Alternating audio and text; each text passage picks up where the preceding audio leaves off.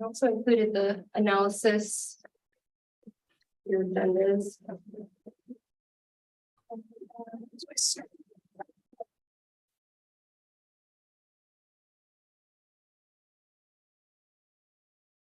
Okay. All right, call the meeting to order. Start with roll call. Jason Wertz, Here. Tiffany Gant is absent tonight. Tony Bevel is absent tonight. Dorian Level. Here. Lisa Patterson here. Okay, approval of minutes. Anybody have any corrections or comments on the minutes?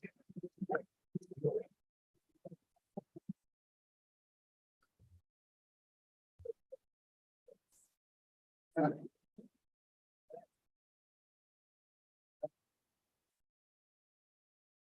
right, we'll vote. All in favor of the motion, say aye. Aye. Any opposed? Okay, we have a pretty full agenda. And it looks like we have folks that are here to talk. Is that part of agenda items or is it like just comment? I think they just need to fill out a comment. You can fill out that sheet back there if you'd like to speak during the meeting. Will you grab the sheet for you? Yes, there's a clipboard right over there in the back there. If you need to, if you'd like to speak, you can fill that out. Oh, it's empty. Does anybody want to speak tonight or we just? No, okay. Okay, I was gonna say, if you guys wanted to talk, the citizen comment period's at the end, so I'd bump it to the front. If you want to speak for that. Okay, so we'll move on to business. So the first one's update on the traffic concerns identified in the police advisory board survey.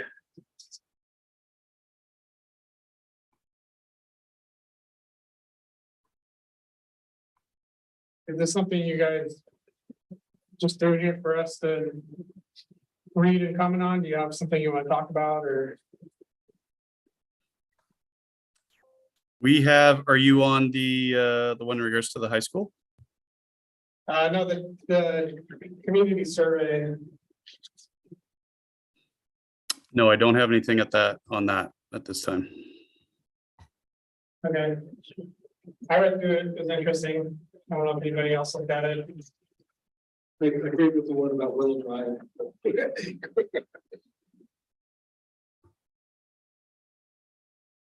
I thought there were obviously some trends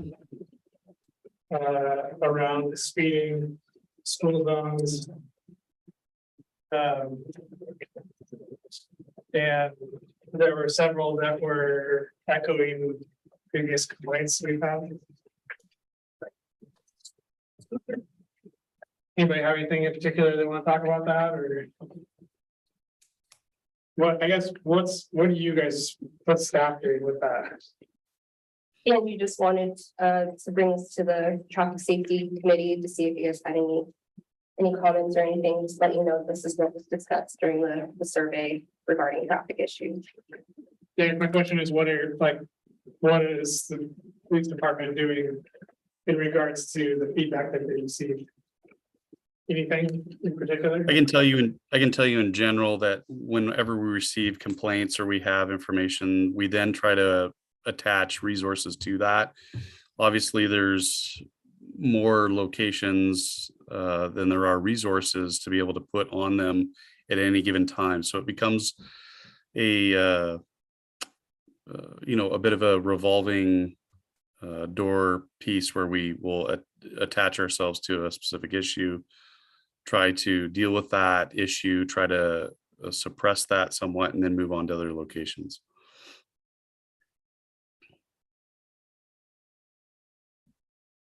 Right.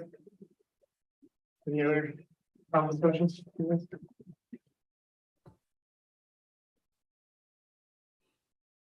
Okay, so then the next one is the confirmation of closure request 2021-005.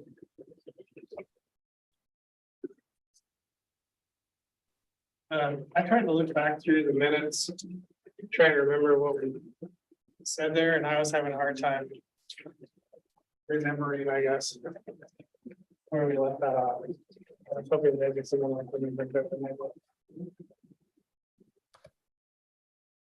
Like that one where we were gonna move that in with the data collection. Sorry, it's hard for me to hear you guys.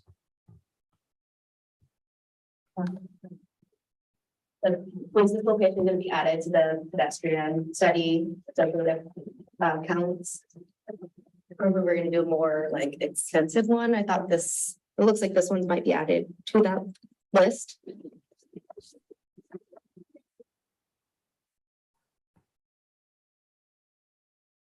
Jason, do you have anything? I can't pick up on what's being said there. We discussed the traffic safety committee wanting to proceed with counts at this location, and I think we can go ahead and do that. And then the city, if I recall, the traffic safety committee wasn't interested in traffic counts on Sunset, which I think the city probably would get that on their own. For that, since that's an arterial street, so I would be willing to go ahead and pursue getting traffic counts through quality counts.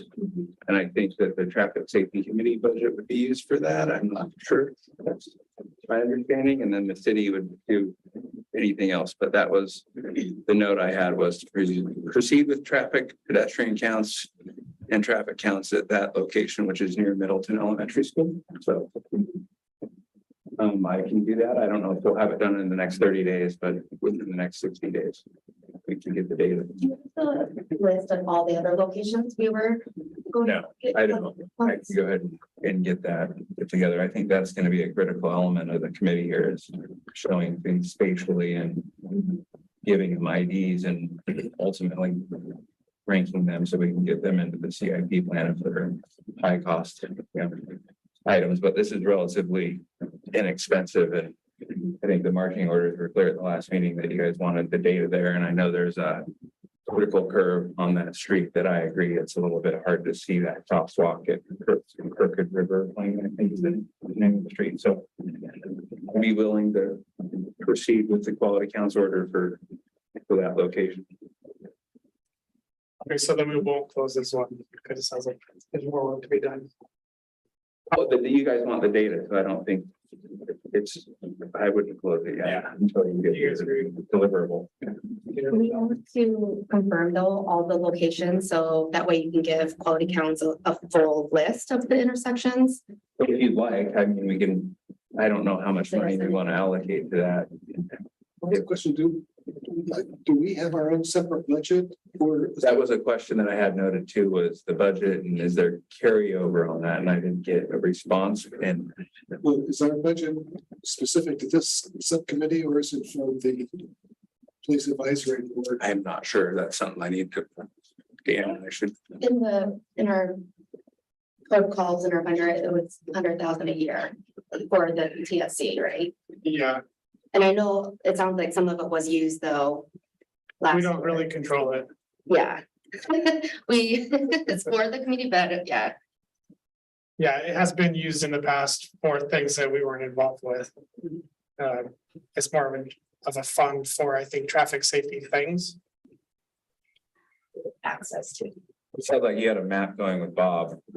That showed count locations if you, a list, okay. Yeah, but I think it's kind of spread throughout all the requests, so. Yeah.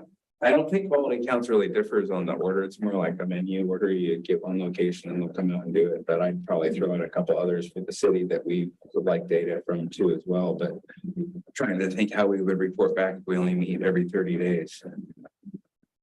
To proceed with that. So how about in 30 days at the next meeting, we go over the map and kind of identify how much we think there's a cost, and then I'll circle back with Dan and we'll see how the funds are controlled. I don't want to speak out of line and start, spending money that just within my authority. I would say as long as it doesn't get delayed long enough that we lose the school year.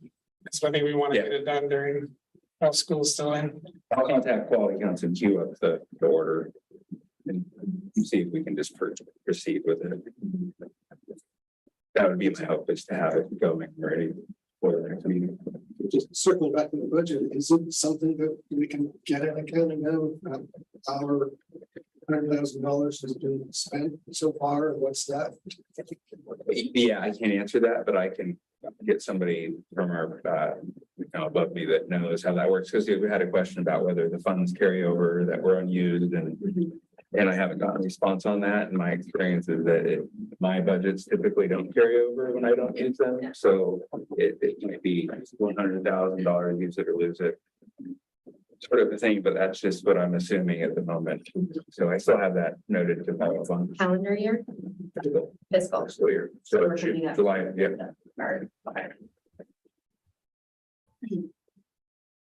Yeah, because it came up with us maybe wanting to use those funds as matching funds for the Washington Street. Washington That one, School. Yeah. Okay, so that one will be left open.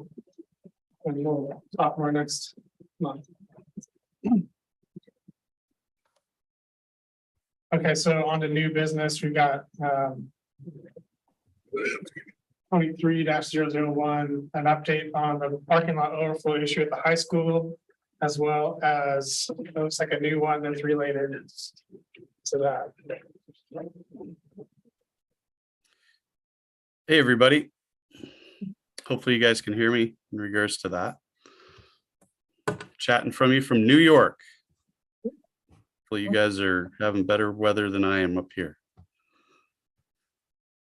So in regards to this complaint that we have, or complaints, I would say, in regards to this, and I'm going to try to share my screen. Tell me if that's sharing. Are you able to see? Not yet. No. No? Let me try one more time.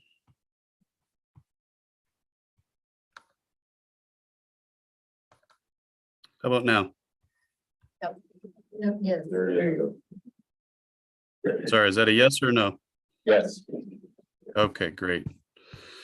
Okay, so in regards to this complaint, we, just to recap, and this one was one that came up in previous meeting, we stated that when we got it, police department, we wanted to do more analysis in regards to it. Just the timing of when we got it didn't give us the time to kind of really get a good scope on this. This is a large issue, large location. So like I said, we've had some time to look at this. We've, as a police department, have analyzed the streets coming and going in the morning and in the evening from the school over several weeks. And the complaints on this location, see if I can scroll to a map that'll help you a little bit here, are in regards to traffic flow as students are arriving at the school, and then students that are leaving from the school. So you'll see, hopefully you can see the map that I have up there right now, which kind of gives the overview of the school grounds. You can see that 99 is just in the corner down at the bottom of the screen. Don't know if you can see my cursor at all, but you can see obviously the roundabout traffic circle here that's on Elwert, and then the turn onto Hade where vehicles come in and drop off kids here in the main entrance. The complaints are articulating that primarily the issue was at the end of the school day, was that when people that are living up here west of the school on Hade are having to come out, that all the way along here on Hade, that traffic is backed up all the way to the traffic light here for people to turn southbound or northbound on Elwert. Is everyone able to hear me? Just break. Yes. And okay, great. That was the primary piece of the complaint was backup at the end of the school day. Our analysis, though, of this obviously shows that there's problems, as we all know and we've seen at the start of the school day. And that starts at about 8 a.m. and goes through to when school starts at 8:30. And we end up seeing backup on Elwert that goes all the way to turning on to Hade. And it'll back up, depending on the day of the week, it'll back up anywhere from partway up Elwert here, some days all the way back to the traffic circle here, to the roundabout, and other days all the way through it and backed up all the way to 99. And in our analysis of this, we saw that in the morning, on Mondays, Tuesdays, traffic wasn't too bad. There was a holdup of people slowly progressing northbound on Elwert here with a backup that lasted about a minute. For people that were up traveling southbound on Elwert, we would see it backed up to Handley. Same thing. It would back up for maybe up to a minute. And then once the lights turned and people were to get in towards the school grounds, it cleared out. Wednesdays were the worst. Thursdays, Fridays, also not good.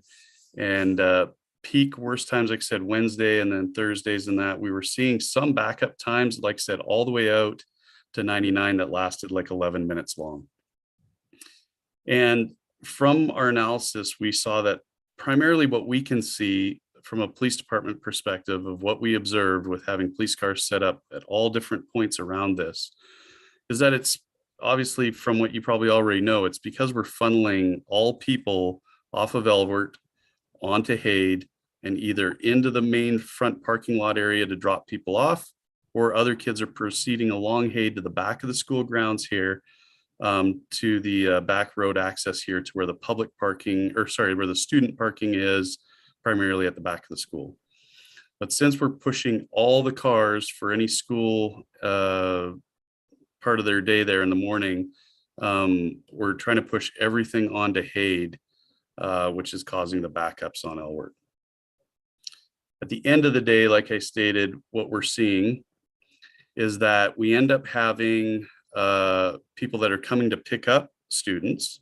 And when they're primarily coming to pick up students, they're to come in off of Elwert, they come on to Hade, they turn into the primary main entrance of the school, and they do the pickup that's right along here at the front of the school. Are you able to see my cursor moving at all? Yes. Yeah, great. And that's where we're having all the pickup. At that same time, you have students that are getting out from the back student parking lots back here that are coming back up the temporary here, turning here, and they're coming down as well. So everyone's getting jammed up, trying to get out of this parking lot, get to this light, and turn right or left onto Elwert. And the backups are then proceeding all the way back here. We also have people that are picking up students that are not wanting to turn into the school parking lot here because of the jam that causes. And they're just pulling up along the outside or on Hade, pulling up on the curbside edge here and just stacking up in the lane of travel, which is obviously a violation, but they're just stacking up there waiting for kids to come out to them. That then causes kids that are coming, students that are coming out of the parking lot, coming down here to not be able to travel in the lane of travel. And they're having to then get into this, there's a center turn lane. They're having to get into a center turn lane kind of to get around everybody. And so that's obviously causing some hazards as well. So we see the issue as definitely, and the complaint that's come in is definitely founded in regards to the afternoon flow, causing people that live on Hade up here to have long backups of waiting to have to get all the way down here to get out. And then, like I said, we're also seeing backups for commuters that are trying to commute through our city using Elwert to be backed up there as well. Like I said, anywhere from a minute, not too bad, to up to 11 minutes. That's bad. With that said, here's a photo you can see. This would be at the end of the school day. This is Hade right here. Just up in this corner would be kind of where the traffic light would be for people turning out onto Elwert. Here's the main entrance to the school, and you'll see people parked on the side here and trying to get around. Anyone have questions before I kind of proceed? I have a quick question. Were you able to go back to the traffic study from the high school originally to see if they were using that access road? Yeah, and I can speak to this. Yeah, I grabbed the traffic study, the notice of decision, and I glanced through those, and it initially said that only buses were gonna be using Kruger, but there's a lot of stipulations on when the area develops. But I think I'm reading further into that, but as of now, what I found was just buses were to use Kruger initially Okay. in the So the study. analysis wouldn't have used that as an egress or. Okay.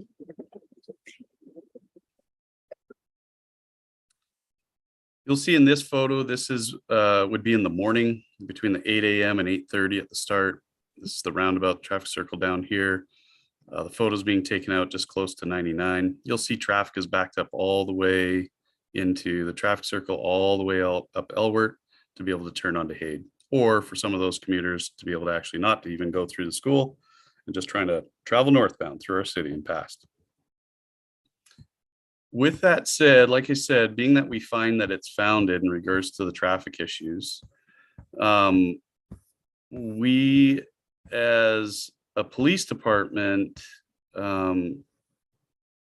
see that there are options to be able to talk to the school about in regards to trying to improve this situation, improve this complaint. Some of those are things that Jason will talk to in a minute that address the issues of people pulling up out on the street and blocking lane of travel. Other options that we would like to present to the school, and obviously, you know, this will be something for the school to, they may have totally different ideas than what we've come up with that may be even better. But we do have a couple solutions that are potential improvements for it. And one of those solutions is for morning and for in the end of the school day, is to be able to divide the traffic and be able to have traffic that's coming in as just as it is up Elwert or down Elwert and turning onto Haid, but not having the traffic come into this main front parking lot, which is causing issue. And having people that are dropping their students off proceed all the way down Haid to the back access road, and having these cars turn into the first parking lot that's at the back and have a drop off there that allows access to the back entrance at the school. Secondary, we would say to that is have the other have other cars being able to come in off of 99, the roundabout, and coming up Kruger and accessing the back road here and using the other parking lot at the back to be able to walk in through the back entrance. Currently, no one can make access off of Kruger through here because there is a gate right at this location, which won't permit cars to be able to get through there. The current plan has it that school buses are able to come up Kruger, and they do. And all the school buses then come up Kruger, they come in this back entrance, they have access through that gate, and it puts them onto a little private road that kind of loops around to where the bus drop off is. And obviously it provides a nice safe path for the schools to be uninterrupted with any car traffic, but obviously it's producing the big problems that we currently just talked about.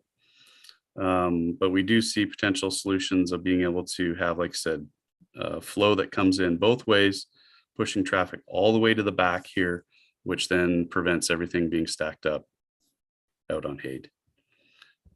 Secondary option that we have, and like I said, this would be our secondary option that we would recommend which would be to just push all traffic on Elwert onto Haid and into this primary or this first student parking lot for people to be able to do drop-offs there and then out. Obviously, that doesn't give us the ability to divide all those cars and have some come in via Kruger and out via Kruger. But those are a couple of the options. Like I said, school district may have totally different ideas, and that may be very, very viable, but we do see the complaint is definitely founded. Jason, do you want to talk about the aspects of where people are parking here on Haid along that street side? Yeah, and I'll just show the group here what we're trying to work out. It's still county right of way, but we're trying to put up and amend our no parking sign, so it says no parking, standing or stopping, and putting those on both sides of the road, just to make it easier for the police to enforce the law. That's, you know, if there's no shoulder, you're not allowed to stop in the middle of the road.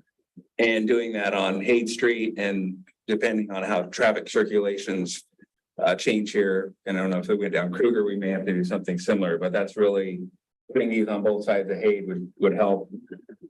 Reached out to the county and thinking about getting the speed or school speed zone signage that appears to be missing on Haid to also get that installed, although that isn't going to really change this problem that you probably noticed that there aren't any speed school zone signs out there. So really that is really our only way to combat the cars stopping in that area. So that's what we're trying to do. It's still county right away. It probably will be until midsummer when we get that project punch listed and completed, so.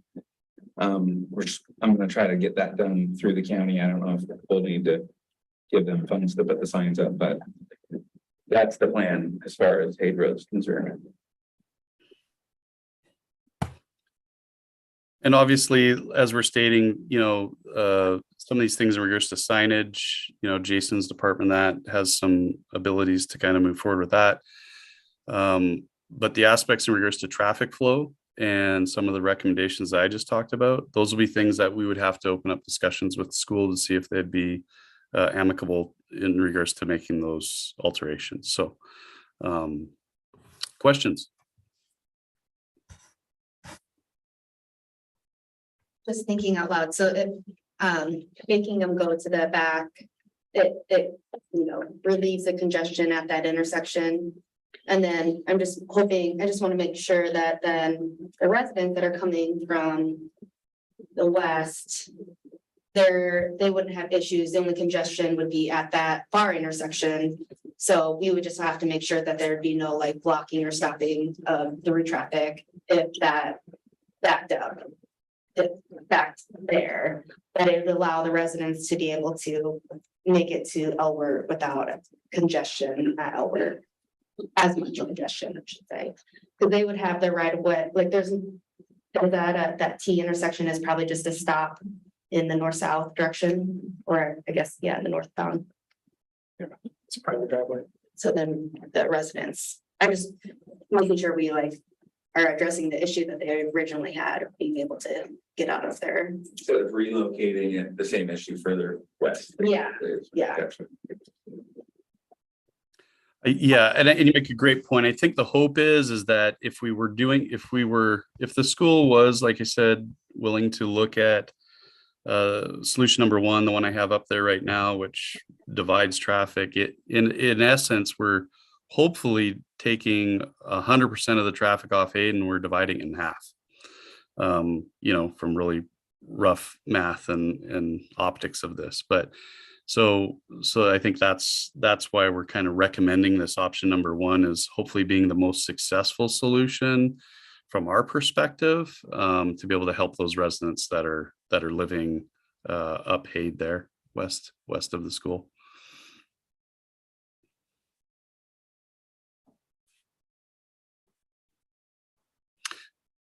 Other aspects of this, while you're thinking, if you have any other questions, obviously, we would talk to the school about, they'd have to have some division right here so that we don't have, cars that are part of the group that are coming in and using this first parking lot are not crossing all the way through, that they're going that way. And so that would be stopping people from going straight through. They'd also have to have a little bit of traffic control with staff potentially right here where the school buses come out, to be able to not have a risky situation for the school buses coming out, as well as cars that are coming into this parking lot this way. So, but once again, like I said, these are just a couple ideas that are coming from our lens.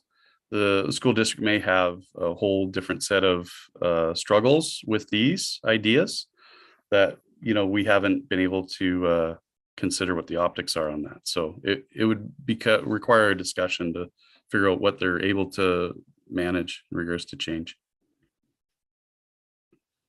You have a time or plans to meet with them? Kind of wanted to wait and get you all to vote on this in regards to, like I said, we wanted to give you the analysis that we find the complaint is founded, see if you guys wanted to move forward with some kind of a motion in regards to either agreeing or disagreeing with that, and giving us a motion for what you would like us to do. Okay. Anybody have any other questions? Discussion, I like it. You guys did a good job looking at it and coming up with a solution. And I'd agree with that. I'd move that we ask the police to meet with the school district as soon as possible. We you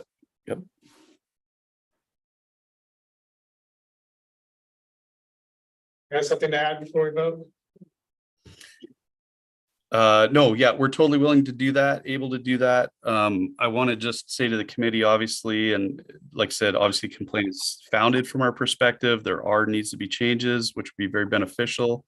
If we can find a middle ground there that works for them and works for all of us as a community. With that said, obviously, I would just like to obviously throw out there, and the school district will probably weigh in on this when we talk to them, but at this point in the school year, a substantial change like this, I just want us all to be aware of realistic timing in regards to it. So we'll enter into discussions now. We're getting very close to the end of the school year.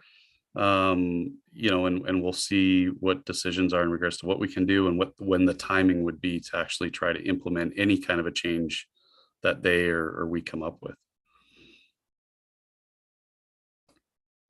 Just wondering if there's any way, or I don't know if this is even feasible to hold this one. Conversations about this one in with the other one that we just got regarding parking further up Elwork into the aid, et cetera. Is it all part of the same problem that could be addressed all at once, or are they really two separate issues? We've done some analysis on that other one. I don't want to mix the two. I'd like you guys to, if you could, do a motion on this one specific, and then we can dovetail into that other one. There could be some crossover due to the traffic. I don't really think that from our analysis of that other complaint that they're maybe super correlated. Maybe a little bit, but I think there's some other issues with the other location, other complaint. Okay, so the motion is to recommend that please take this to school and start discussions. Yes, just restating. Okay. All right, all in favor, say aye. Aye. None opposed. All right, thank you. You bet. One last thing, in regards to, because I know we sometimes deal with this from meeting to meeting. It's like, are we closed? Are we not? Are you all okay with us leaving this open and then we'll just kind of report back in regards to how things are going? I think so, yeah. Sounds good.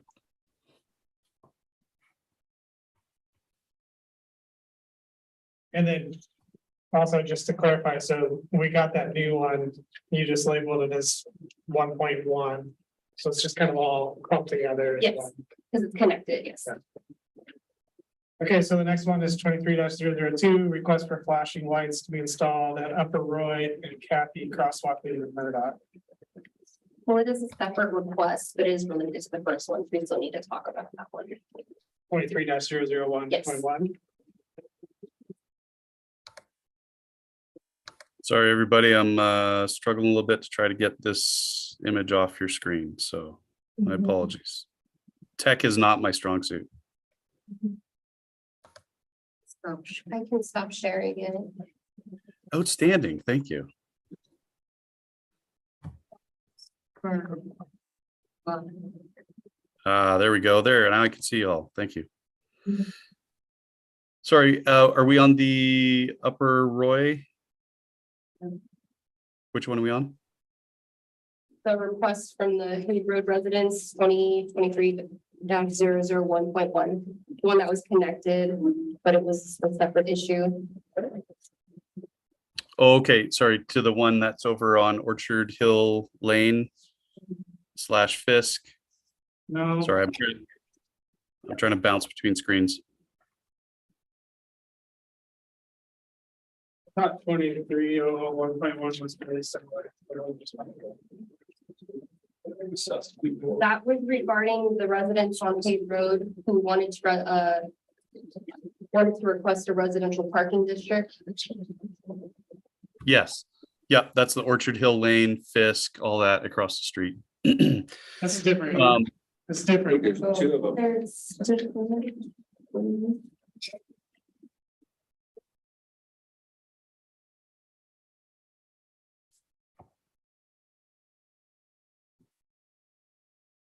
Oh, sorry, yes. Yeah. Sorry, everybody.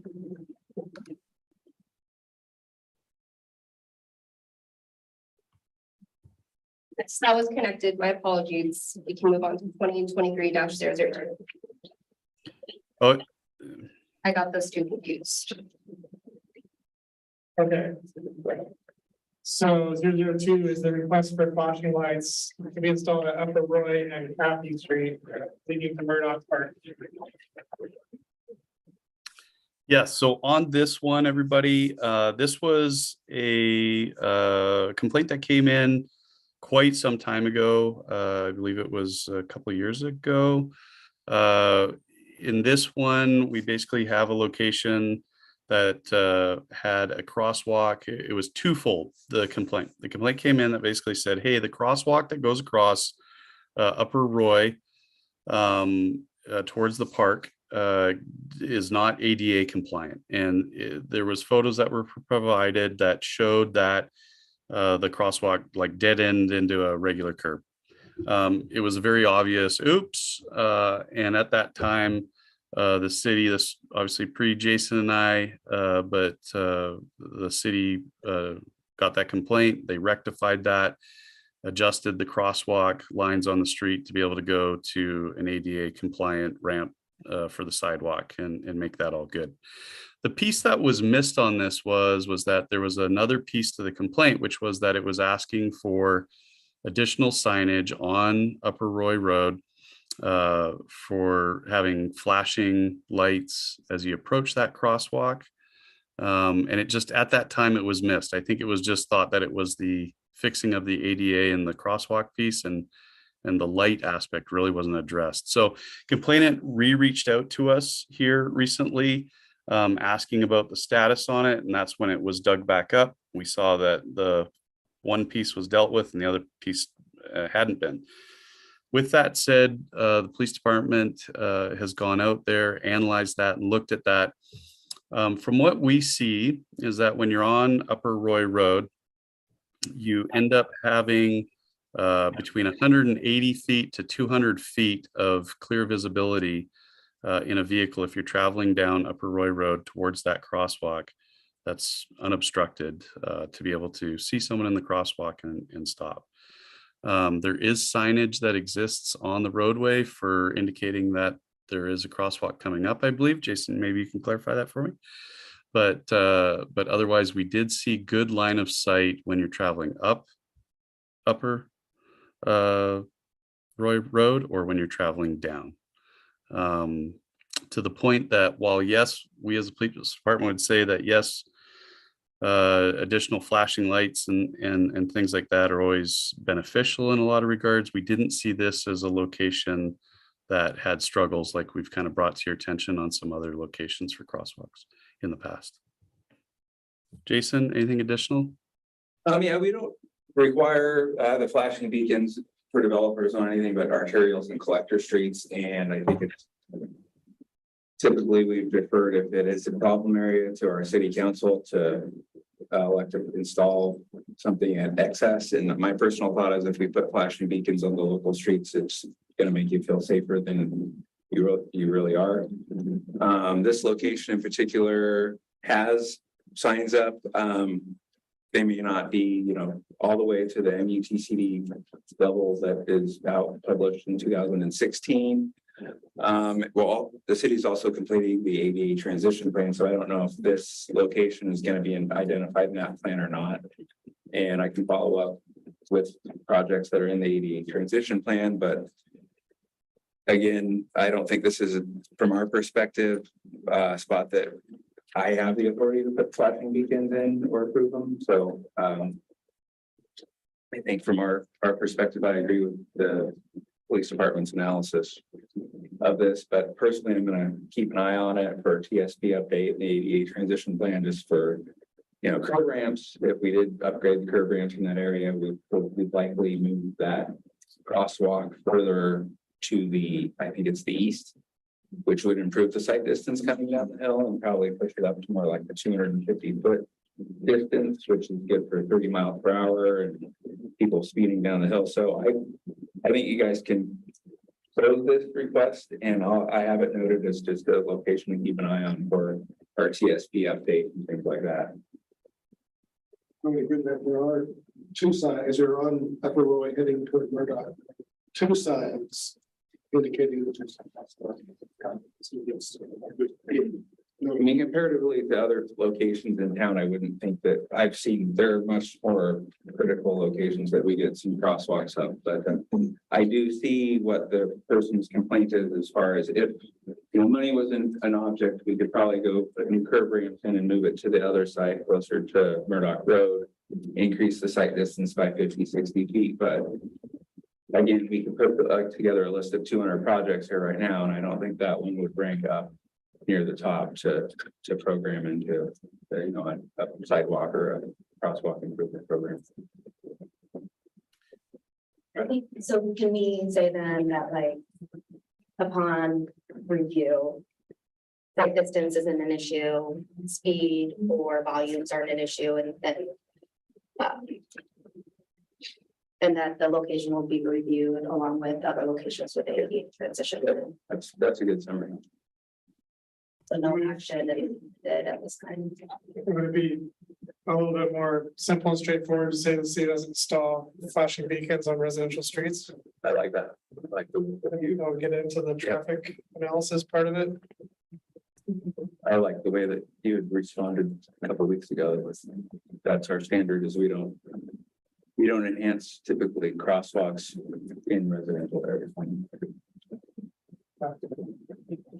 And then, like you said, just to reiterate, at least in that case, this specific case, we just don't see, at least at this time, as being a founded necessary one.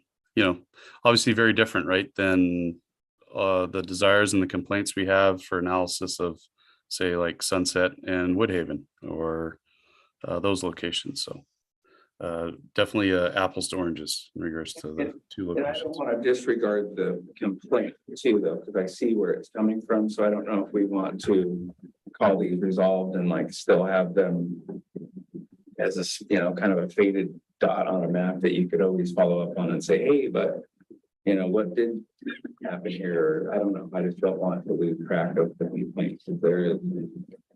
I hear what they're saying. It's just, we can't enhance every single crosswalk in town, but I just don't want to lose track of it and like tell the person, hey, this one's not Yeah. important. If we track it formally on the ADA, if it's not in the ADA plan, make sure it's an added location.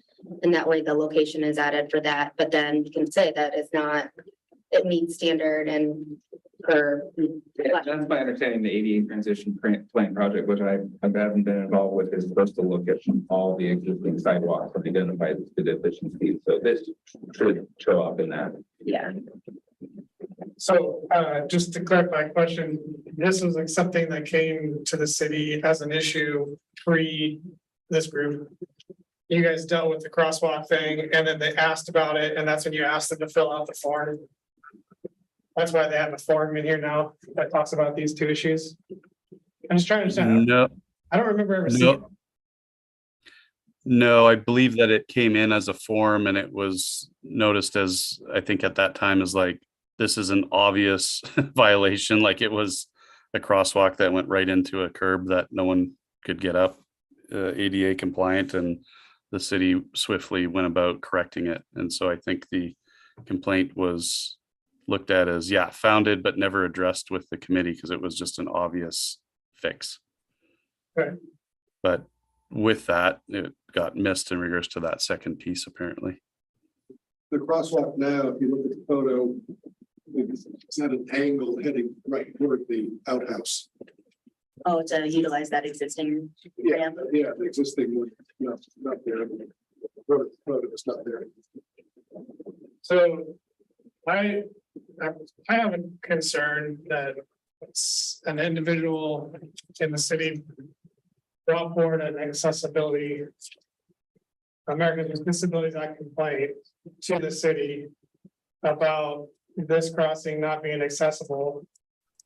And there's two issues there. There's one is the crosswalk is just going to the curb. And then there's also the accessible ramps. And the city chose to move the crosswalk to align with a non-compliant ramp. Yeah, I'm that- not- Not my decision. I'm not saying, I'm saying that, to bring up a concern that I think that when a citizen complains about an accessibility issue, I feel like the city should take that very seriously. Yeah, that should be going And through, it's- civil rights portal and that, gets reviewed by. If it is specific, I mean, I've read the language in there, but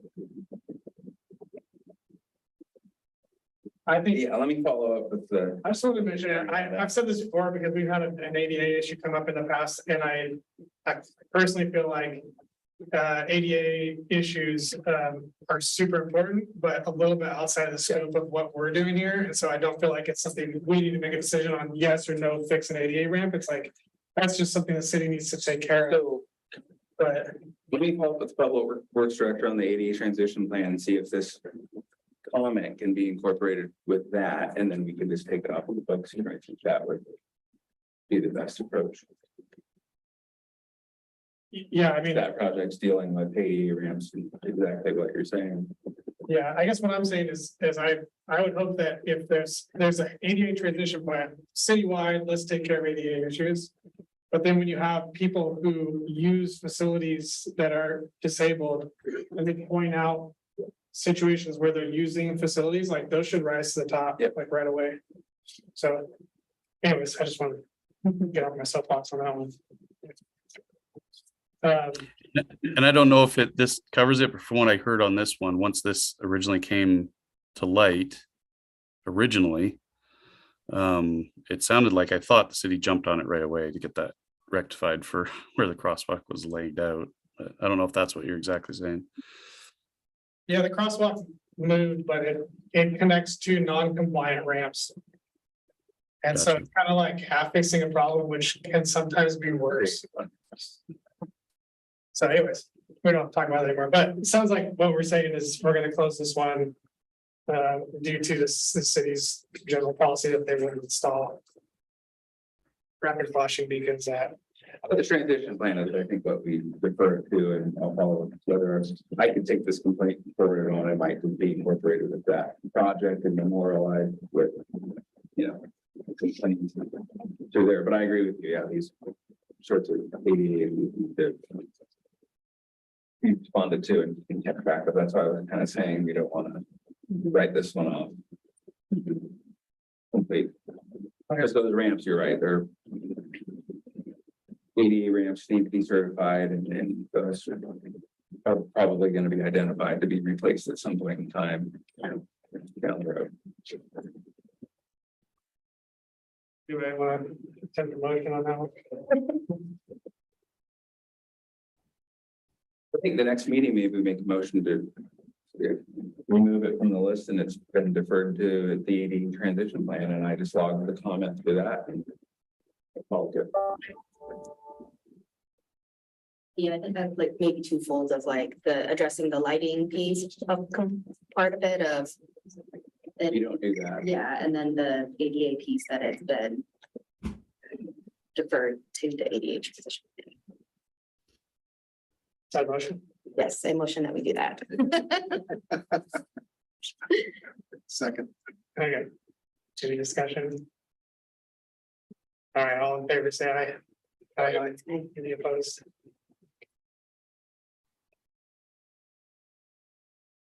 Okay. 23-003. Request for speed limit signs at Southwest Pine between Division and Sunset. I can get that one, Dan. Sure, and I'll chime in what we saw as well when you're after you. I noticed that there was a sign removed as part of a project in the westbound direction on Sunset, and we'll get that replaced. And double check that there is one in the eastbound direction as well, so. If the short answer to this is yes, we'll get at least the set of speed limit signs installed in that section of Brookway.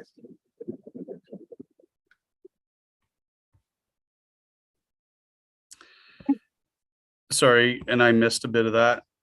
So hopefully I don't repeat what you just said there, Jason, but for the police department, when we looked at this, when we looked at Pine and Division, And the complainant, just so you know, on this, provided us a bunch of video footage in regards to seeing people videoing them on Pine Street and failing to stop at the stop sign at Division as they proceed along Pine. So officers did some analysis there as well, just independent to that. We're also seeing the same thing that the complainant was videoing and sending in, failure to stop at that stop sign as they proceed on there. So of this complaint, there's a few different prongs. One, which is obviously that they're saying that they believe there needs to be additional speed signage on Pine. They're also talking about the stop sign violations, and they're also talking about the actual their speed being in violation on Pine. Of those three things, Jason speaks to the signage.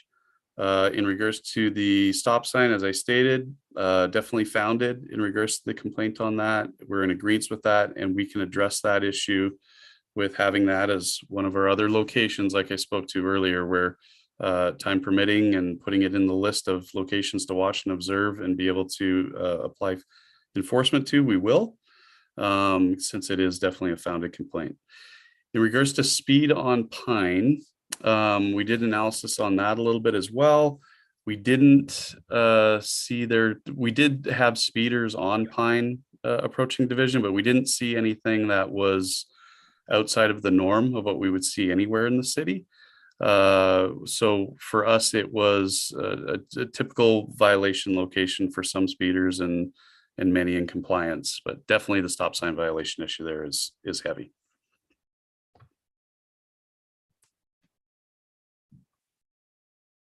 Okay. Any discussion, question to hear about?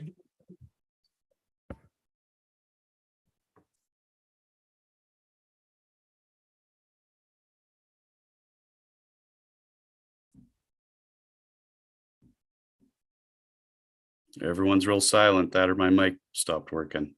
I recommend enforcement, please. And we still. Yes.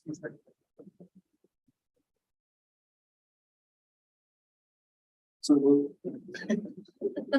Is that a first and a second? Jason, can I say something? I just wanted, I'm Larry Sherwood and I'm the one that sent in the complaint, but the vision clearance for pedestrians at Division and Pine is blocked by retaining wall and some other things that weren't part of the Pine Street improvements, I think, because of right-of-way issues.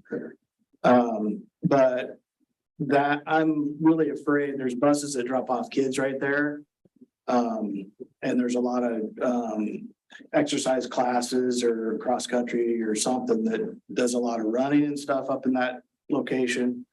And I'm just concerned that somebody's gonna get hit.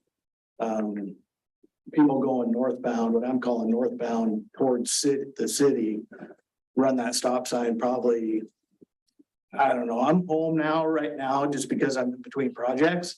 So I notice it more, but peak times, I believe the speeders are a problem. And I don't know if something as simple as just bringing out the trailer for a couple weeks, at least just to educate people that we are watching, is something that can be done. It's tricky that I head down that road towards City Hall a lot, and even when I stop, people will turn left to go towards the park, and it's a lot trickier of an intersection than people might think it is. And even when I'm paying attention, someone almost turns right. Well, it's over 1,000 feet between Sunset and Division, which is, I mean, that street is classified as a collector, I believe, but it actually probably functions more like an arterial. And it's only 24 feet wide. It's not built to even collector standards, I don't think. So I just think that there needs to be something done. And I know when you do phase 2 of the improvements, my thought is that you put a mid-block crossing in there with a couple curb extensions to narrow that down and at least slow people down. Yeah, that's it. That is actually in the plans for the phase 2 up closer to the park where the dog park is. Yeah. Yeah. But those are my 2 cents, but See if we can get the trailer out there. I don't know, Dan, if he You can park it in the driveway if you want, I don't care. Yeah, I can put that to our troops to be able to look at trying to put the trailer out there. Like I said, and I'm not disclaiming you, sir, in regards to what you're seeing. I'm just saying that on the analysis times we did it, definitely founded in regards to the stop sign violations, and we can get a handle on that. And in regards to the speeding, like I said, there is some speeding that occurs in that location, but like I said, it's nothing outside of what we would see throughout the city. I'm just looking at the aerial. It doesn't look like there's any crosswalks actually striped there either. It's just stop bars. Is that something in the interim or, Sidewalks there. Yeah, it's a pretty difficult area to get. The crosswalks in, they're really not defined at that intersection. And I think with the phase 2 project, we'll look at that curve kind of bulbed out, you know, that obviously was a CAD. Boom, where it pops out and straightening that out and trimming that vegetation back there. And I think the phase 2 project, Actually calls for crosswalks at that intersection. it's just And I'm with you, I'm not a big believer in crosswalks because it gives you a false sense of security for pedestrians a lot of I times. think I'll keep an eye on that intersection in particular, and try to keep driving it and just. Thank you. It is, there's something about it that I've had 3 instances where I'm paying attention and just, I'm not seeing someone's blinker and they almost like turn right in front of me, and it has nothing to do with the pedestrians, but then there's also, we did Division Street improvements and we didn't put sidewalks there. So luckily we have the phase 2 project that we can at least look at some of this with. would there be, like, could you be like restrict any of the turn? Like, it's pretty gridded there, like they could just go, if they needed to domain it up or would that be? I don't think we have enough data to support any, it's just been near hits, and I don't want to be like ODOT where we work for ODOT, but. No, I don't Oh, actually. you don't, okay. Where we need actual accidents to happen before we can do anything, is that's not the way I want to approach it. Mhm. This is kind of like a related question, but we talked about the TSP update and that being on the CIP list, and at that time, we're doing more counts and analysis and forecasting of volumes. Is that, That'll be starting in July of 2024, so a year from this July. okay? I'm sure you guys will be an integral part in the TSP update. I hope you are at least. How about you? Yeah, I have an opinion. I'd appreciate it. Okay, Or like, would head counts at this location help? Like, Yeah, strengthen? this actually would be a good location to get pedestrian counts, I think. It's just, we need to put the pedestrian counter in the street for Division Street to get the accurate. So there's no sidewalks that go up. The park all the way. Mhm. Yeah, that actually is a good location for pedestrian counts. So we'll get Bob's list and we'll add this to that as well. okay, let's get a natural motion.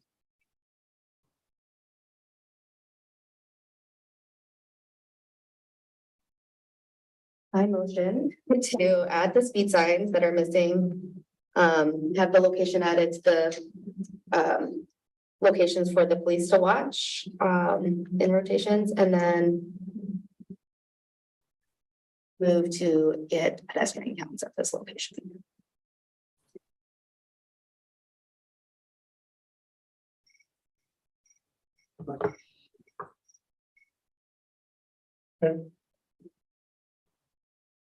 All in favor, say aye.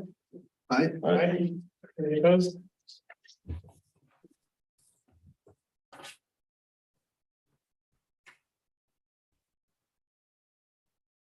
Okay, 23-004, request for residential parking for a district at Orchard Hill and Fisk Terrace. Extra patrol at Third High School before after school. Yes, so on this issue. Why is it not popping up? There we go.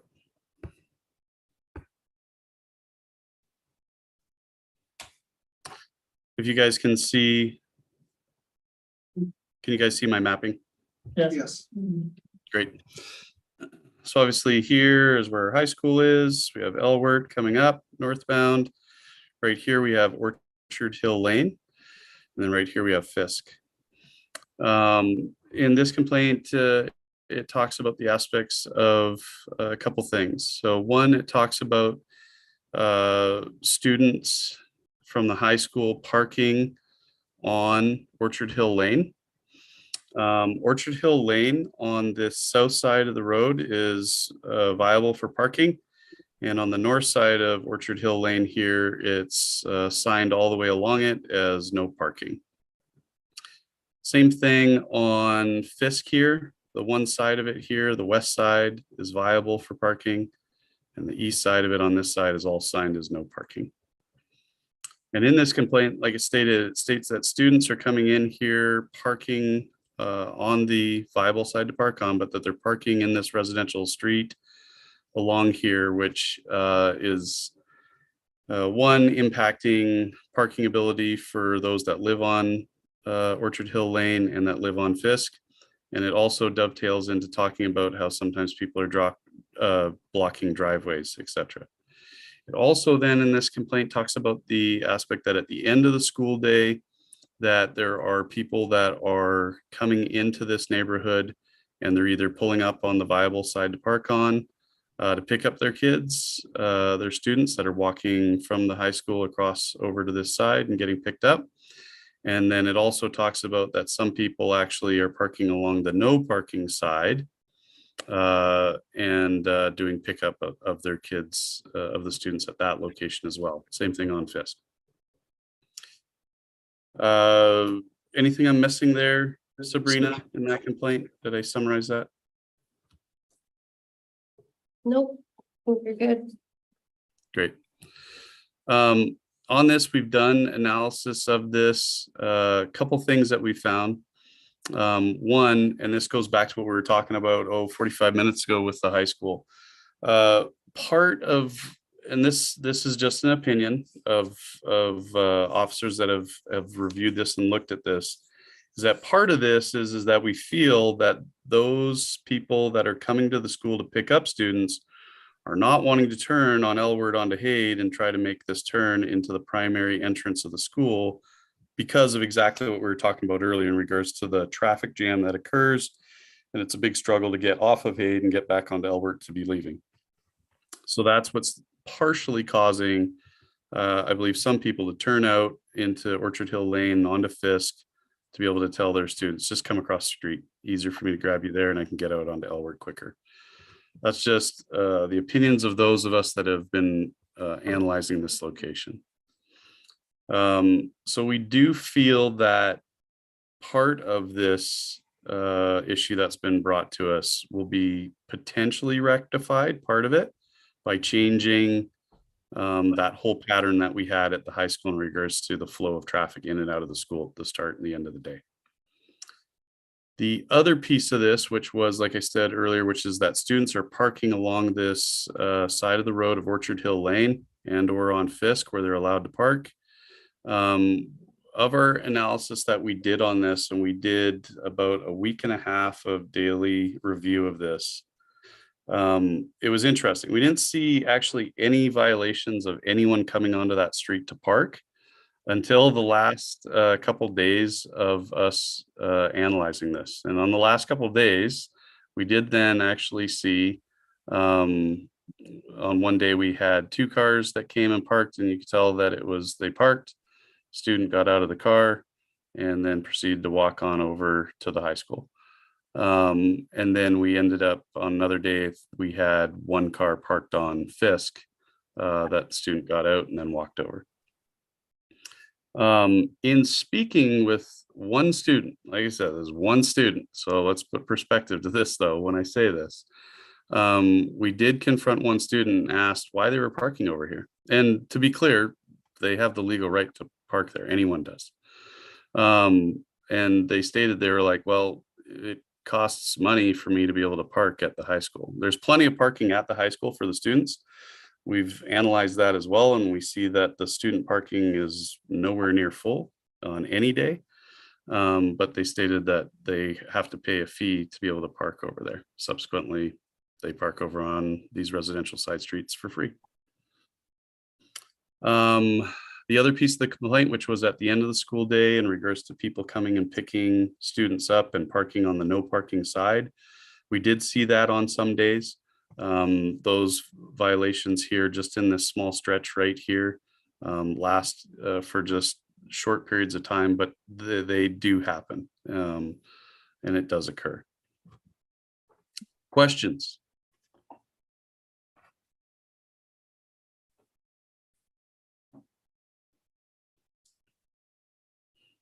All right, don't everyone speak at once. Mhm. With that said, from the police department's perspective, there's two things here. One, in the complaint, it was addressed that one solution that they were looking for as a possible solution would be to have a residential parking pass developed that would be then for anyone who has ownership of houses along Orchard Hill Lane or on Fisk, or actually as far as Bashong, this entire HOA area, that they would have parking passes that would then be in their vehicles that allows them to park on these streets where you're allowed to park, and would restrict parking during, I assume, school hours to others not to be able to park there. That was one of the solutions that was provided in the original complaint that we got. From a police perspective, I can say that going to a parking permit concept is going to be very challenging for the police department. As we can just tell, as we deal with on our previous complaints today, or when we deal with other ones from month to month, the police department is having to revolve to all different locations of the city as we receive speed complaints, stop sign complaints to address that. And having a specific area that has a parking permit pass that we would have to be then monitoring and evaluating and then issuing citations to produces an extensive burden on the police department that I don't know we could be successful in achieving the needs of that HOA. With that said, it doesn't mean that we would not, as a police department, continue to apply resources to having officers, time permitting, being able to go into that location and tell those that are parked on the no parking side not to park there, and that they would have to move on. That's still something that we could do. But the aspect of those students that are parking on the viable side to be able to park on, like I said, we didn't see that as an issue on, like I said, a week and a half of analysis, only a couple of days where we end up having a couple cars. We think that some of those issues could be addressed with the school, and in regards to asking to see if we can come up with some mutual solutions that could help that. I don't know if the parking payment aspect is something that the school we can talk to about, but we also think that changing that whole flow pattern of cars coming in and out will also help improve this. I have a question. If we were to, is there any way to, sometimes businesses or business parks can say parking only for, customers. But then it's on the businesses to tow or to, take care of that, or could that be something we do with the HOA saying, we can put up signage for local residents only, but then, they would have to then enforce it and, work with a towing agency and allow them to give them the right to do that, or is that not an option? No, JC, maybe you can help chime in if get any of this piece not articulated, but this little different in that those other places would be like private property or premise almost open to the public. So they have that ability to kind of set the rules for, say, their parking lot, as you use as a good example, and be able to tow vehicles from that, or like an apartment complex where they own that, right? Whereas this is a city street, and it would then be, in essence, the requirement of us, the city, to be able to then do the enforcement on that. To the best of my knowledge, at least.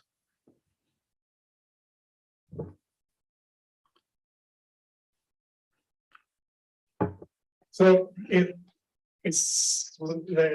I'm reading the request right, this is something that's been brought up for quite a long time. Back and forth emails, maybe, am I understanding? I didn't read every email, there was a lot of them in the packet, but it looked like there was a lot of back and forth communication with the city and these folks. I guess my question is, other than the week and a half of looking at it, have you done any enforcement stuff to date? Yeah, like I said, it would be one of those things that would be on the roster of locations to be able to look at and be able to address. The complaints go back quite some time. Like the email string, when I looked at it, is back for an extended period of time, previous to me being here in Sherwood. But like I said, it would have been on those lists at the time when we received complaints. We put energy into it at that time, and to try to be able to rectify it, and then we have to move on to a different location. When we hear that that's kind of an area is starting to build up with a problem again, then we start to reapply resources to that location. So to answer your question, I'm confident to say that yes, resources would be put to that, or would have been put to that back at the time of those complaints. Not saying that it would be something that would be at the top of the list from those past years to this current moment. Yeah, hopefully that answers your question. Well, I'm just wondering if the person who made the complaint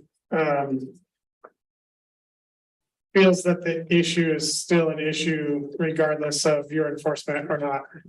They do, yeah, because when there's an email string, folks, for all that don't know, there's an email string that exists, that there's communication from the HOA to the Sherwood Police Department from a long time ago, previous years, in regards to these issues of these things when the school opened. And then those would have been addressed at that time. But then this complainant, the HOA, has in essence submitted a new complaint in the here and the now for this being an issue. So within the here and the now, yes, they find that this is still an issue and that there's still having this problem.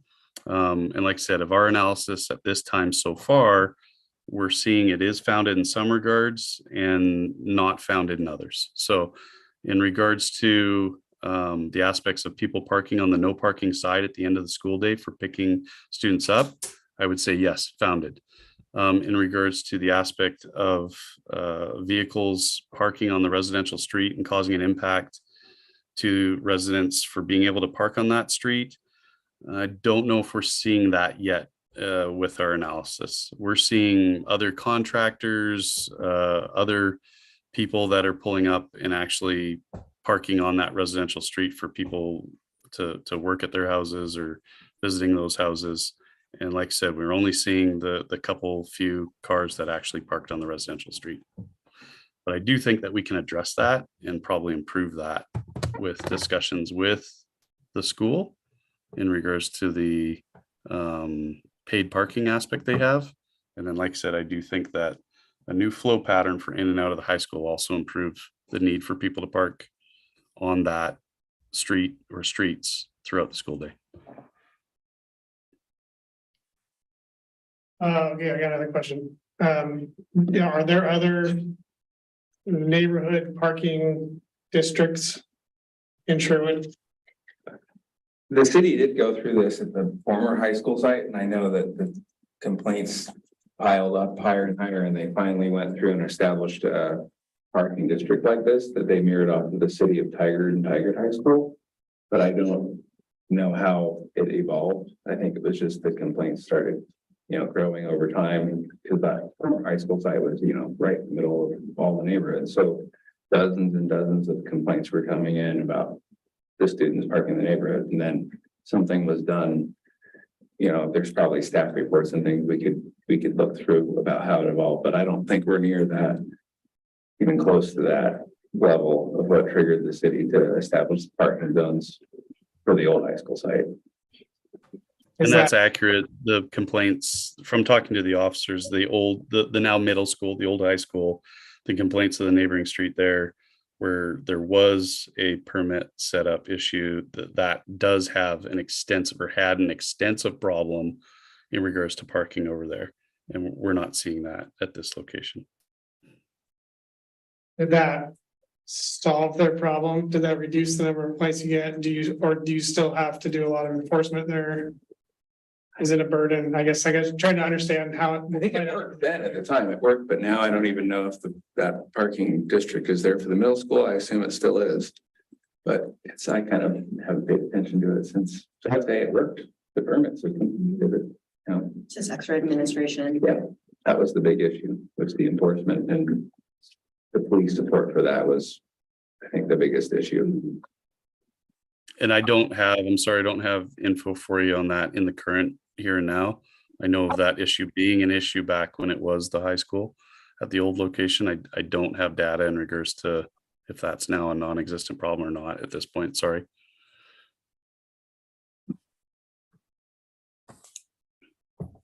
Okay, any other questions you guys have? Or recommendations, how we want to move forward on this?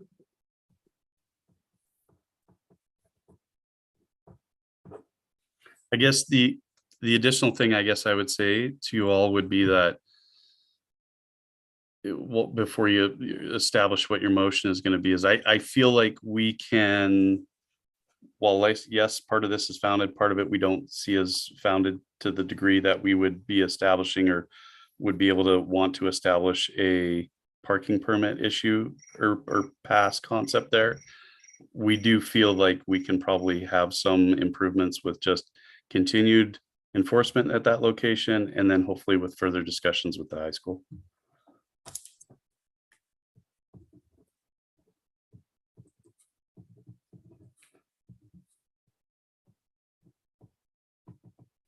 That said, the only other additional thing I would say is that while yes, I can fully respect the struggles that it can produce when you have a lot of non-residents parking in a neighborhood, there is no violation for someone to park there. So if anyone parks there and decides to walk wherever, I don't have the enforcement power to be able to judge that student any differently than I do anyone else that may park on that street. So just to confirm, there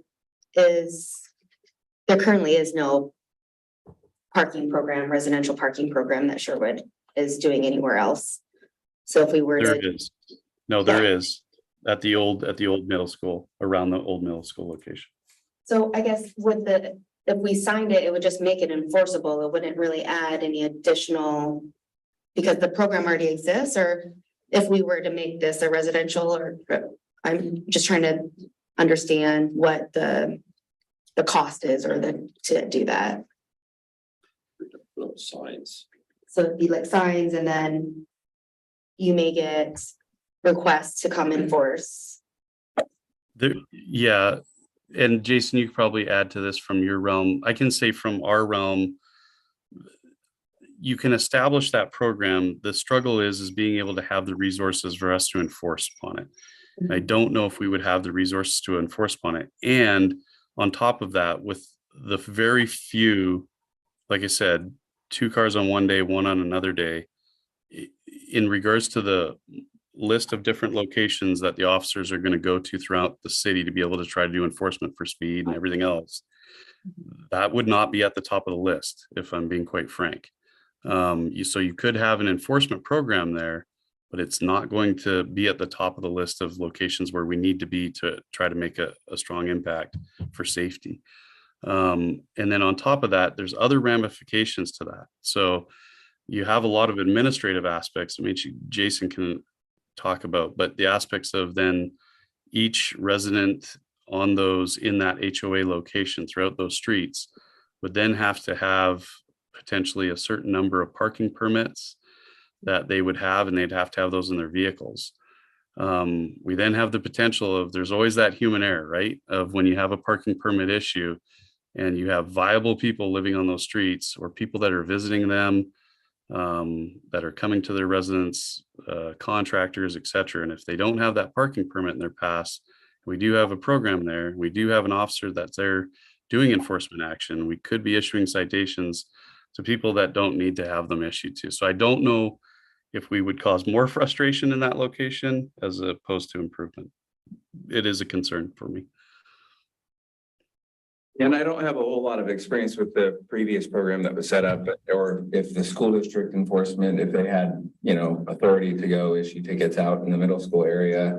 And even if this problem did get worse, there would be an administrative cost with shifting maybe that parking zone from the old high school to the new high school. But maybe that's an option down the road when this area develops. I could see this actually becoming a bigger problem if Sherwood West developed it. And now we've got the same scenario that we have over at middle school. But yeah, as far as, I don't know the details of the existing program and whether the same person at the school that gives tickets on their campus might have permission, that I could see that being sweetening the deal that the city would agree to, but I don't think the school district would be on board with doing that at this point, with given this single or just few complaints. Even though it's valid, it's probably not top of the list, like Captain Dan was saying.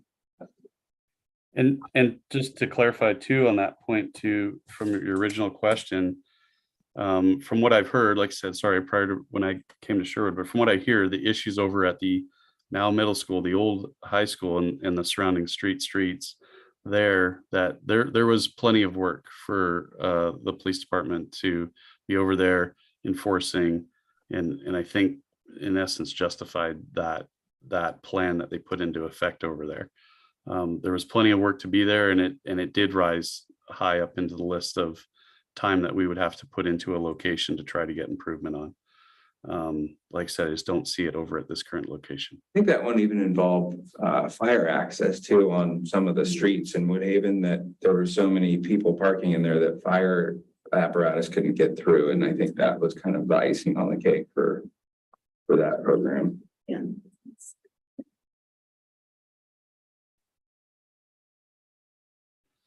Motion? Well, I would move that this parking situation for the students parking across the street be dovetailed into the conversation with the school district to see if there's some way that students having to pay for parking at the high school might be changed. And then that just the overall parking situation there continue to be monitored by the police.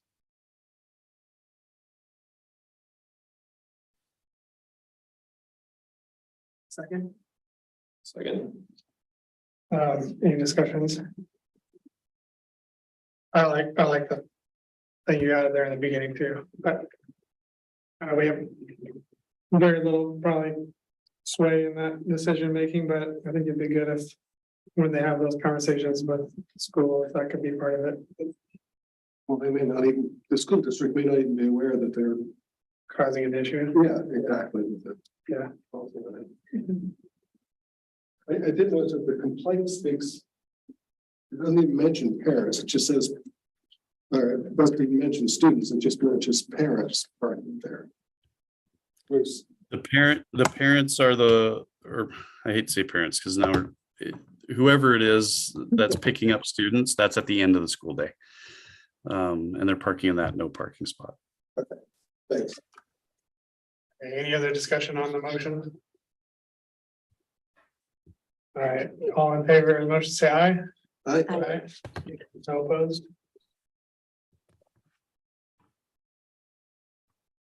All right, last one on the list. 004.1 and 004.2, which is connected to 008.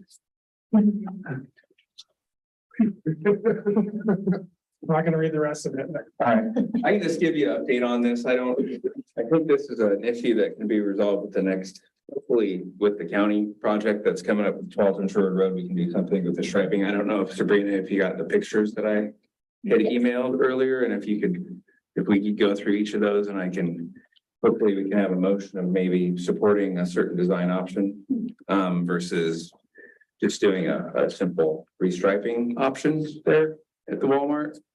I don't think it's anything that the traffic safety committee needs to keep discussing. I think it's an obvious issue with people driving across the driveways, and it's something that I'll show you just the basic plan that I discussed with the Public Works Director and just restriping it as not a intersection and not putting up kind of a median that blocks you from going through. Just kind of leaving it as it is and striping it correctly. I can show you, and hopefully Sabrina can move her cursor, Dan, so you can see what I'm pointing at on the screen. And then make a motion to enhance it with some barricades and tubular markers, and similar to what Jason had sent over to me last year. And so if we can get some of the pictures up, I can just go through what I'm proposing to do. I think the pictures were in the email or. Yes, so I can't do that with the laptop, so I did send No. those to Dan. Dan, did Okay. you get that email I sent you?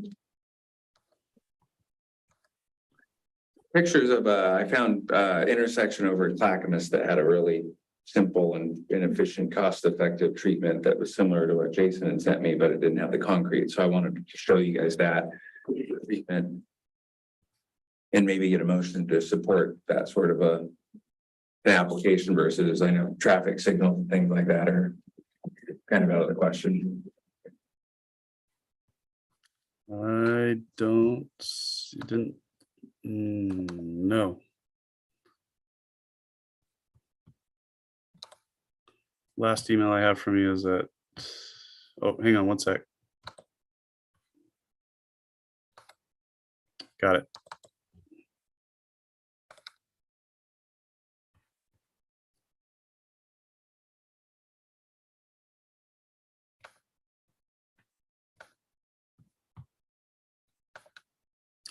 Does that one help you, Jason? There we go. Yeah, if you could just keep this one on here for now. This is Highway 224, Clackamas Highway. And Windswept Waters, or I think Goose Hollow Drive. So this is over kind of the Carver area. And they had a similar intersection, but they threw up some tubular markers that prevent the through movement. And Dan, if you could pick up the street view picture number 1. Okay, give me one sec. Oh, you guys are challenging my my tech skills here.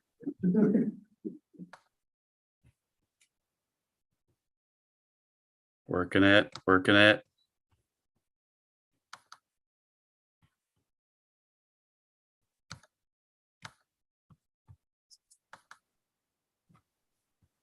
That one? All right, perfect, yeah. So this is similar to what Jason had sent me, but he's been, we could do concrete in these areas, so it's more of a permit application. That's gonna be more like a $200,000 treatment.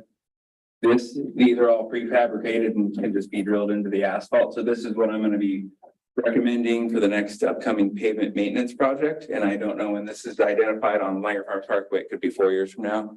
But we also have the 12th and Sherwood Road project coming up. So I'm gonna start talking to those guys and see where the limits are of their paving and see if we could potentially do something like this.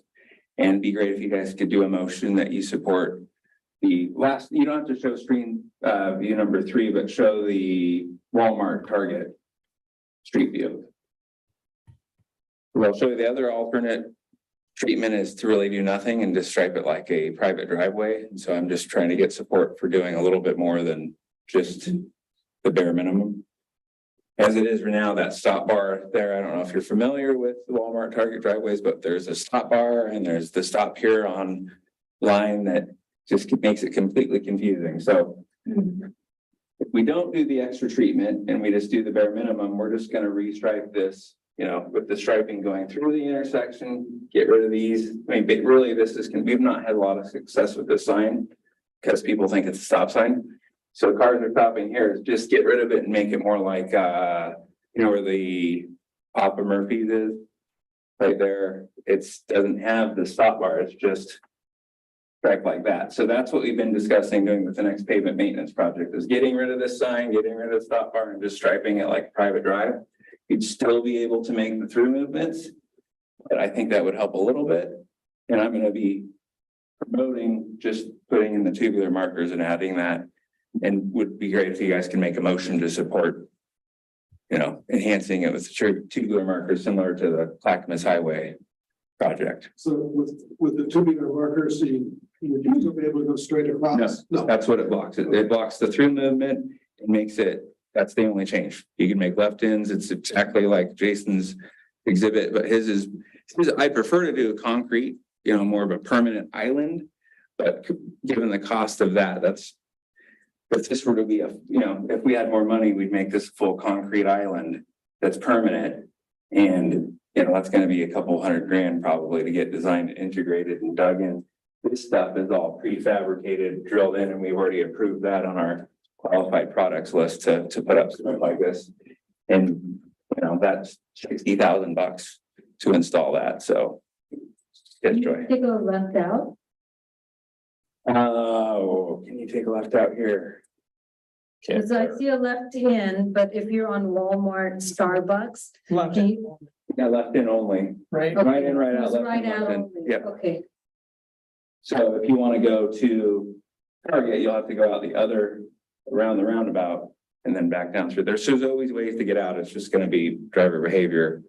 We could adjust this where you could take a left out, but that makes it even more complicated, and I don't think we want. I don't think Jason's exhibit showed left outs with it. I think it was similar to this. Just a second. This is the cheapest version I was driving. I think we can get that in, so. That's what I'm proposing, and if we don't get that done, the bare minimum would be to make it less confusing with the stop bars, and. It's pretty much set up like a signalized intersection, the striping. For two, you know, 4 roads, but really it's 2 driveways, so it's like most areas, we strike straight through here, we don't even pay attention to the private driveways, and. That's the way it is, so I think that's. The bare minimum of what we'll do, and this is what we'll. Attempt to do, I'll try to get that in with our next paving project. I think the pavement probably has another 4 or 5 years on it, but we'd also have the county's got their 12th and Sherwood Road project that they're gonna be repaving kind of up to here, so. It might make more sense to include that with their project. I'm not quite sure. Would you be able to do this without the repaving? It would just be as like a striping? Yeah, we could. I mean, you'd have some grind marks and things like that, so I just don't have. The budget that I'm not in the position where I can say, yeah, we can go through $150,000 at. Putting this in now, and I don't know how we're gonna rank it just on, I know that we talked to Captain Dan about doing a lot of things with CIP projects, so I was talking to him about maybe once a year. The committee ranks all their potential CIP projects, and then we submit that to the city council as a recommendation around October. Because we're gonna try to start updating our CIP plan at the end of the calendar year, opposite of the fiscal year budget. So more to come on that. I think there's a lot of things that are getting kicked to the CIP plan, and I don't want us to lose sight of that and then have me making promises that, you know, that we can't do. I mean, that could be part of the recommendation, and I guess, is adding this to the 1 or 5 year CIP. Is that something we can do? I motion to make a recommendation to put this into the, you know, 5-year CIP. I think that you can do that. I don't know if we can guarantee that it will get in there, but. I don't think we have our council rep. Do we have a council rep on the team? Don't have a council rep. Oh, wow. Okay. Well, I think that's something we need to, probably follow up on of how. Some of these things get incorporated in the CIP plan, because I don't have the authority to. Put the thumbs up on things. Yeah, generally we get the power of recommendation. Yeah, You guys can get to you deal. have the same power that I have. I think it's great. I think that the lower cost option is a good one. I'm curious, so this complaint came to us. And then when we discussed it the first time, staff at the time that was here, was trying real hard to shut it down. I feel like, I wouldn't want us to discuss it. We pushed the issue and it's now resulted in this. My question, there was a lot of political pushback in addition to just, you know, it's already been hashed out, don't hash it out again. I'm curious, have you had any discussions yet that are gonna dive into the political side? Is this something, if not, is this something that's once it kind of rises the ladder, it's gonna get real quickly shut down? I don't know. I couldn't tell you that. I know that it hasn't been discussed much, but what I'm presenting here also hasn't been presented to our city council. I think they've had bigger discussions on folks still asking for traffic signals and very expensive treatments at this location. And what I'm proposing here is more of like a pavement maintenance Yeah, sort of treatment. I don't think that's been presented to our, elected officials. I think the big concerns at the time were with the businesses and what it would do to the businesses, which I feel like this plan is a really good compromise to the one that was about, looked at earlier, which was a complete right in, right out only kind of. Yeah, and they had also mentioned that at like Red Robin and stuff and right in, right out there further down, which I'd like to leave separate, not touch. Yeah, well, I think it's a good plan. I'd support it. Yeah, this would be something more that, again, just restriping. It's not changing the configuration of the intersection and then restricting the through movements. I'd want to get buy-off from our city council first before we did that. Yeah. Although some might say that, it's up to me, the city engineer, but I don't agree with that. We want them to be on board with it first before we got restricting turning movements at our commercial centers. But I like this. This is something I think I could, pitch as a cost-effective solution to, a debatable problem, I think is what. It was a lot more Facebook chatter on it last summer, and I think people are getting used to what it is, so it's not as important, but personally, I don't even drive across it because It's still happening. Yeah. People Oh, yeah. are still stopping at. Oh, yeah, it just, Nonstop, Yeah. too, and. yeah, it's perfect for Portlandia, where everybody's just like. Stop, four-way stop. I think part of the reason it was sort of shut down before though was because there was really very little crash data. There was very little accidents. How it is just the one at the the actual rapid flash beacon before that, but where the driveway was, very little was happening. There was a lot of like confusion and people pointing and nonsense going on, but no actual accidents. And that's part of the reason they were like, why are we trying to throw money at something that's not really an issue? That's sort of where I was understanding it to be like, okay, look, we have other things to worry about. By the time he was like, yeah, I have like 30 other things on my list that I'm worrying about. Yeah. So Dorian's assessment of that's very good, accurate, like I said, that the analysis of those accidents that were there really don't connect directly to that intersection the way it is. So they had other factors to it. So not that it can't be improved and be better, but yeah, you're right. The accident analysis doesn't correlate to those specific Similar to intersection. the roundabout further at Century too, as well, that, I think it was designed, we've had Kittleson and DKS look at it and they designed it, the 2-lane roundabout, and there was all this support to make it a single lane roundabout, which would have reduced capacity. And I think that kind of is pulled back a bit too. And this is similar to that, where I think the treatment we're showing is more of an ops maintenance treatment that we can do without, disrupting and ruffling feathers and without bringing up the concept of traffic signals and things like that are just never going to get done. I would move that the committee supports Jason's tubular intersection concept. I would second that. Are we going to, so that would still be a CIP thing though, recommending. Yeah, So we'll circle back process. on timing for. I would recommend that we keep track of these, CIP potential projects, they're not approved and then put together a list and see how we can incorporate with our council and present that to them, and maybe none get selected or maybe one gets selected, but just want to be clear that I'm not endorsing any CIP projects during this meeting at all. It's just, And then the other piece though, where you were talking about striping it like a driveway, so removing the stop bars and the stop here for pedestrian sign. If you were, Is that something though that would be, that you're also considering in the near term and I that? am, I'm thinking, I want to go talk to the public works director and see if that's something we can do sooner than later. It's just, because that stop bar is what's kind of causing the problem and making everyone stop and treat it like a four-way stop at a, regular street or, two public streets coming together. So I think we could check out when we're gonna repave this area. I know the roundabout's starting to kind of get some cracks in it too, so that could plan to, maybe we are repaving this in 3 years and then I can have a solid answer. Once we repave it, I think we could do easily incorporate this with the project. It's pretty cheap. The record show that I hate that roundabout. The 2-lane roundabout, yeah, it's tough. The record doesn't show it now. Do you want to make an amendment to add anything to the motion? Regarding striping?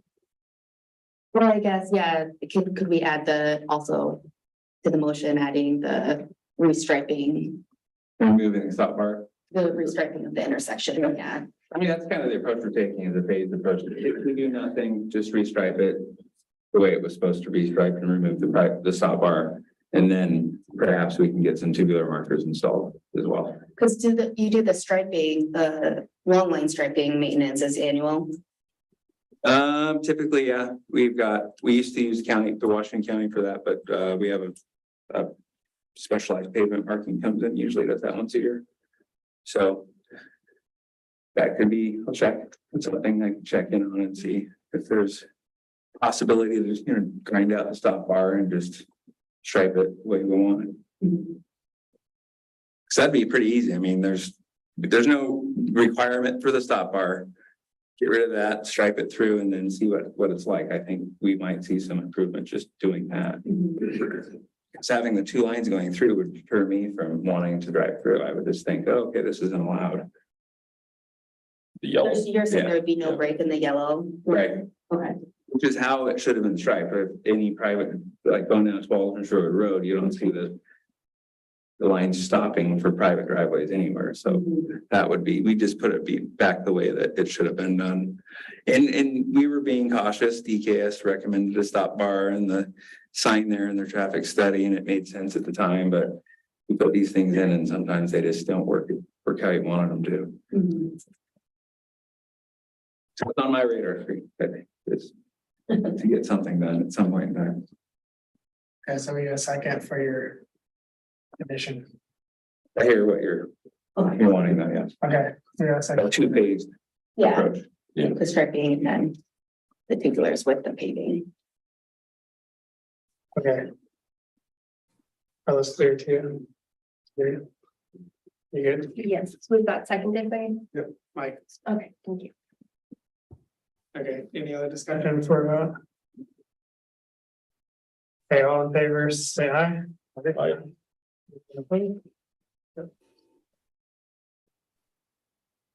All right, committee comments. Anybody have any? On agenda? Comment? Is there an update on the Safe Routes to School programming stuff or application? No update outside that it is still a goal for council. It is one of their goals, but there still needs to be. The goal is to have an agreement with the school district that hasn't been executed, so we're kind of just waiting for some, and so it's city managers. We've provided examples of agreements that can get executed, but we haven't seen any direction. So until we have a mutual understanding, it doesn't make sense for us to move forward. So that's the status.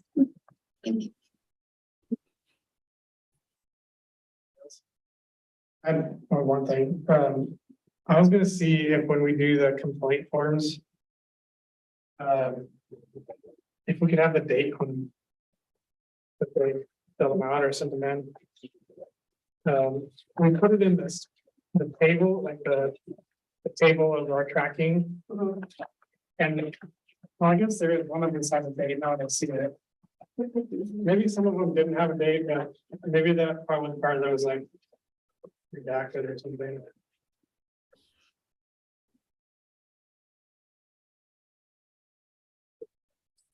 Yeah. Maybe it's in the redacted part. Yeah. the fall. Yeah. I just saw one that had a date on it. But maybe it might be part of that next one. It's blocked out.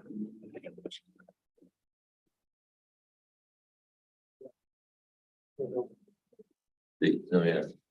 I think the whole number one get a big black box and I think there's a date in there. Okay. It would be nice to see that. I think. Any others? Committee comments? And I don't think we have citizen comment then.